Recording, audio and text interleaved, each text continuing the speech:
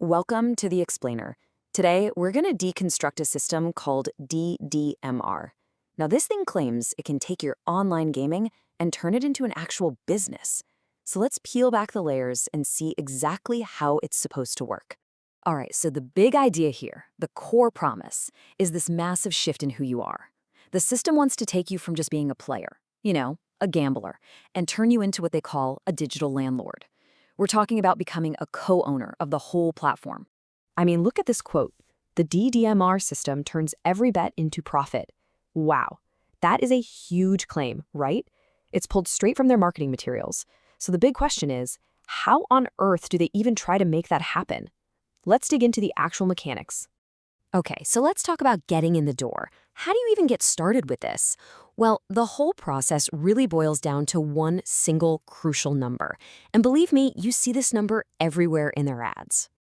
And here it is, 1,680 pesos. This is the figure they pitch as the magic key, the one-time thing you need to do to unlock what they're calling a lifetime income system. Now, you're probably thinking what I'm thinking. Okay, so it's a sign-up fee, right? That's the natural first thought. But it's actually a little more complicated than that. The system works differently. And this is where it gets really interesting. You don't actually pay them this money. Instead, you have to generate 1,680 pesos in what's called betting turnover. So what does that mean? It just means the system tracks the total amount of money you wager in the games. It doesn't matter if you win or lose. Once your total bets add up to that 1,680 mark, boom, you're officially in. You're a green member. This really gets to the heart of their business model. In a normal casino, the house makes money when you lose. Simple as that. But the DDMR model flips that script entirely. It's built on pure activity. The partners, the people in the system, they earn their commission based on the total volume of betting. It doesn't matter if the bets are winners or losers. The activity itself becomes the engine that generates the profit. All right, so you've done it. You've hit your turnover, you're a green member, fantastic. But, and there's always a but, right? There's a catch. Any profit you make at this point is locked. You can't touch it. To actually get your hands on that cash, you've got to climb to the next rung on the ladder. So as a green member, your earnings are basically just numbers on a screen. They're there, but they're not real yet. To unlock the ability to actually withdraw that money, you need to become a purple member, or what they call a full qualified member, an FQM. I love this analogy they use. Being green is like seeing the money in your bank account, but you don't have the ATM password. You can see it, but you can't get to it. So how do you get that password?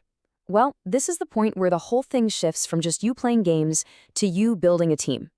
Here's the formula. First, you have to recruit 2 members directly. Then you have to help each of those 2 people recruit 2 of their own.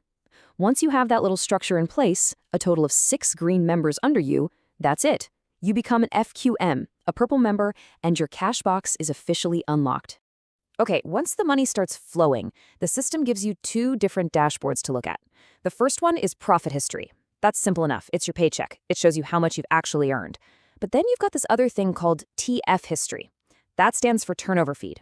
The best way to think about this is like your time card or maybe a system log that updates every 6 hours. It's really there for transparency, to show you that, hey, all the betting activity from your team is being tracked properly before it turns into your profit. So you're an FQM, you can finally access your money. What's next? The next big leap is to become a branch marketer. And this is a really important step because it's where you stop being just an agent and you start thinking like a manager, like a digital franchise manager.